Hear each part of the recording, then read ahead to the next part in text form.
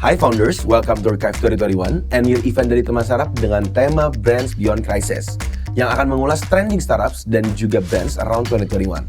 Melalui event ini, kita mau mengapresiasi karya dan juga pencapaian brand Indonesia di tahun ini. Event ini akan diselenggarakan pada tanggal 1 sampai 14 Desember yang akan diunggah di seluruh media sosial kita melalui Instagram, TikTok, YouTube, dan pastinya Noise, rumah konten audio Indonesia yang juga merupakan eksklusif audio platform untuk seluruh konten full version dari podcast Archive 2021.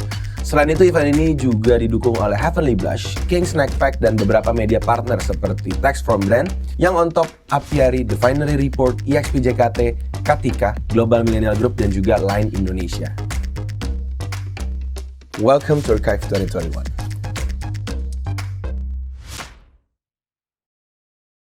Hai, welcome to Archive 2021. Seperti episode-episode sebelumnya, kita udah ngebahas kalau Archive 2021 ini adalah sebuah ajang untuk kita celebrate atau kita mengapresiasi brand-brand di Indonesia dan juga startup pastinya yang akhirnya berhasil berkarya atau mendapatkan suatu pencapaian lah di tengah kondisi yang kita sama-sama tahu tidak menguntungkan buat kita di mungkin kita bilang 2 atau 3 tahun ke belakang.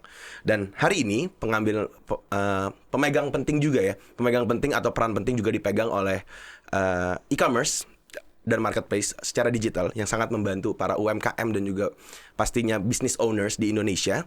Kita sudah kedatangan Kak William Hadiwibowo selaku VP Business Development dari Blibli. Halo Kak William. Halo, apa kabar semua teman-teman di sini? Semoga sehat.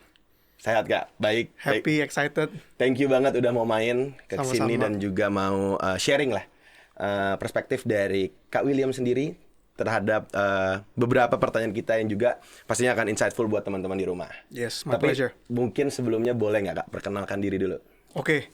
Wah, where do I start? Oke, my name is William Hadibowo ya. Sekarang di Blibli ya. Jadi di Blibli itu I'm helping the CEO in the CEO office. Yeah. Title officialnya VP Business Development gitu. Jadi secara role basically what I'm doing is helping the CEO to manage internal affairs gitu ya, dan juga untuk beberapa new business ventures atau mungkin project yang kita masih belum jelas nih, ini arahnya bakal gimana? Is it going to be a new company? Apa cuma hanya sekedar new department? Nah itu biasa banyak dihandle sama tim kami yang ada di CEO office.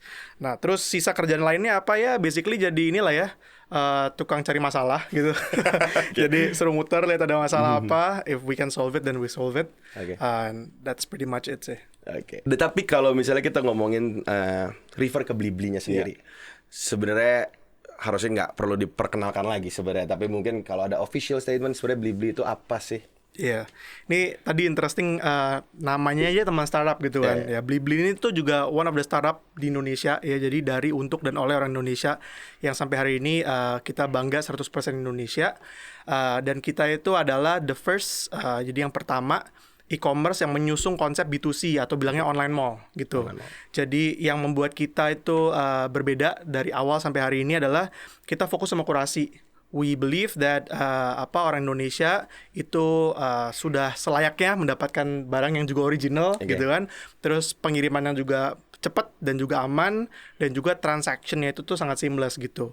Nah, secara ke depan misi gitu ya, Blibli itu tuh pengen kita tuh enhance shopping experience. Jadi kalau kita ngomong shopping experience, nggak cuma sekedar online gitu, tapi O2O gitu ya, omni channel, itu semuanya menjadi sebuah sebuah part of retail gitu. And that's our mission. We want to enhance those shopping experience sehingga livelihood-nya kita nih orang Indonesia bisa lebih baik lah. Tadi Kak William juga udah sempat memperkenalkan lah kalau Blibli itu memberikan satu experience baru. Tapi kalau kita ngomongin kondisi industri e-commerce saat ini di Indonesia dengan banyaknya pemain, dengan adanya percepatan lah mungkin percepatan yang terjadi. Kita tahu pandemi ini kita semua mengalami suatu hal baru yang akhirnya memaksa kita untuk berubah. Tapi sebenarnya industri e-commerce saat ini tuh gimana sih Kak? Kalau dianalogikan dalam sebuah film ya, gue bisa bilang ini ceritanya itu tuh pas lagi mau masuk ke klimaks gitu ya. Jadi semua pemain-pemainnya udah keluar.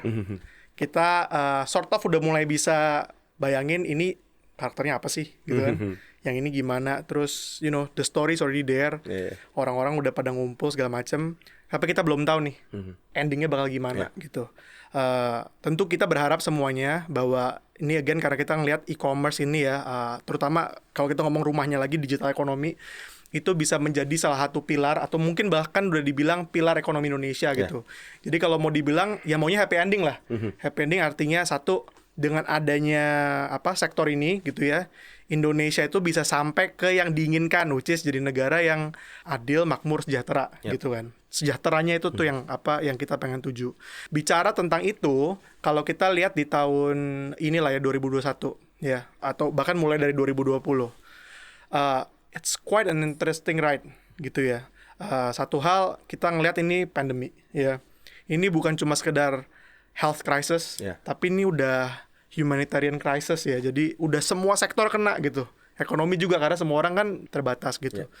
Tapi blessing in disguise kalau buat sektor di digital economy, utamanya juga e-commerce, ini malah terjadi yang tadi kamu bilang percepatan ya, acceleration of people adopting this technology.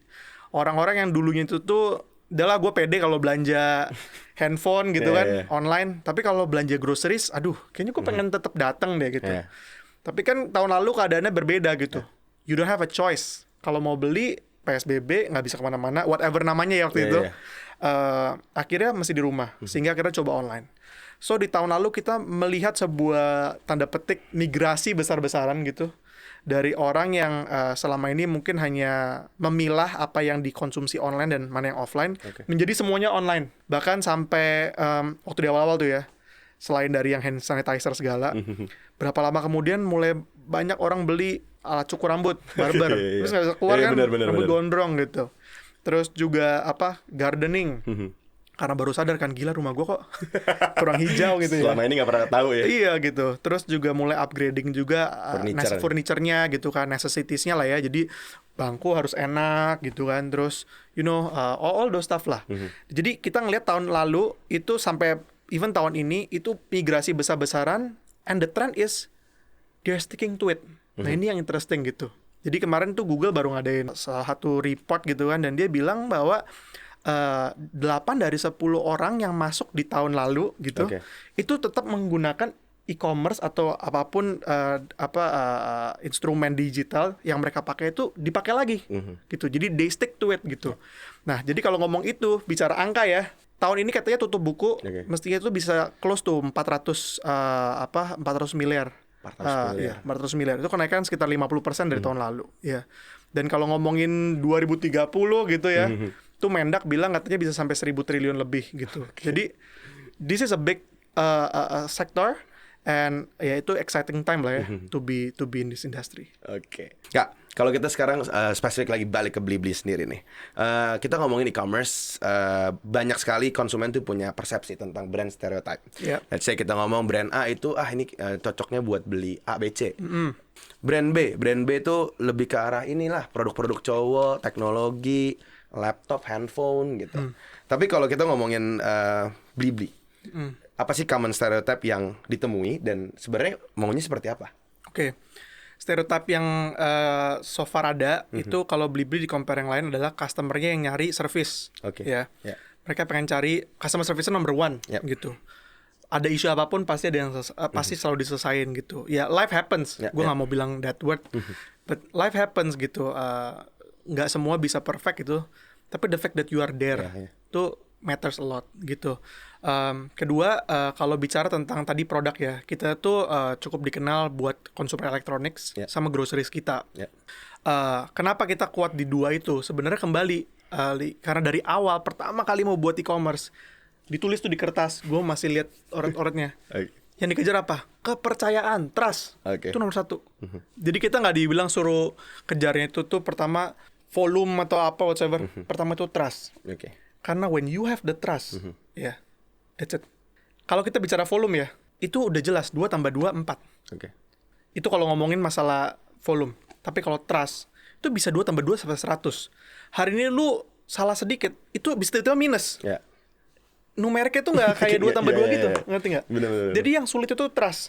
Dan when you own the trust, you own people. Kita ngomong coba contoh di dunia ya, semualah di sini di Indonesia ada salah satu perusahaan pionir dulu yang jualannya air mineral. Apa yang dibedakan? Sama ya. Iya kan? Gitu. Nggak ada yang minum jadi Superman kan? Gitu. I wish, tapi kan nggak ada. Yang dijual apa? Kepercayaan. Kita percaya kalau minum itu itu bersih, itu higienis gitu-gitu kan, ya kan? Itu trust. Jadi dari awal kita selalu dibilang bahwa trust. Jadi stereotype yang tadi itu kenapa jadinya kayak elektronik sama groceries? Karena dua kategori itu yang sangat diasosiasikan dengan trust. Contoh paling gampang, mau beli laptop, mahal kan Li? Kalau harganya cuma beda sekian sedikit segala macam, tapi yang satu kita merasa lebih percaya, kita bahkan rela loh, harganya lebih mahal sedikit, tapi percaya. Nah itu trust. Nah, kita diuntungkan karena kita build the trust, kita kuat di sana. Kedua groceries, ya ini mungkin gue nggak tahu ya, Li belum married kan? Belum. Ya oke. Kalau teman-teman yang udah menikah atau misalnya cewek yang punya anak gitu, mau beliin susu bayi, susu formula kalengan kan, penyok aja lu berani beli nggak? Penyok loh. Diskon harganya setengah harga. Tapi nggak mau. Nggak mau. Kenapa? Trust. Okay.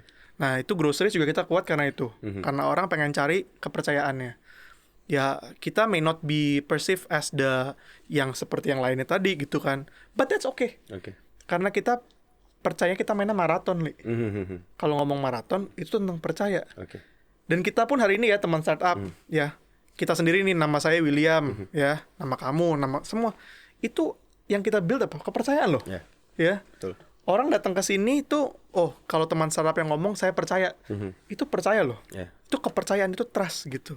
Jadi memang dari dulu awalnya pertama beli dibentuk ya, dan ini kayaknya memang value di grup Jarum ya. Kita di banking ada BCA segala macam. Kuncinya tuh trust. When you have the trust, that's it. Gitu. Jadi ya itu yang kita stereotipnya itu. Dan tadi kalau sorry ya ini kalau panjang lu kasih tau gue ya. Seru tetap kita. Gue seru dengerin ini. Kalau ngomong stereotip yang mau dirubah enggak, gue mau itu malah tetap dipegang dan kita percaya gitu bahwa itu bring us to success gitu. Percaya sih udah percaya ya. Cuma ya namanya manusia. Kadang masih nanya tanya dulu seller ini barangnya ada nggak? 100% original nggak? Iya gitu. Ya kita pengen tuh bahkan kalau sampai ada di brand di luar negeri tuh ya, itu sampai literally lu beli udah nggak pakai mikir kasarnya. You buy it gitu. Ya tapi itu proses lah. The fact that we already have the trust, kita udah very happy with it. Karena ya tadi yang seperti lo bilang, ini maraton bukan sprint nih. Exactly. Jadi emang itu harus dibuild satu persatu gitu. Betul. Dan kalau misalnya dengan sebagai segitu banyak lah strategi Blibli yang kita ngeliat ini fundamental thing, kita start dari basic, kita ngomong trust. Tapi juga pastinya adalah aksi-aksi marketing yang memang dilakukan. Mungkin salah satunya yang kita tahu juga tadi kita ngomong brand ambassador, Park Seo Joon gitu. Itu bumbu dari semua basic yang dilakukan. Boleh cerita sedikit nggak sih tentang pemilihan BA ini? Iya, jadi basically kan mau dengerin full versionnya, dengerin di Noise. Yuk dengerin sekarang.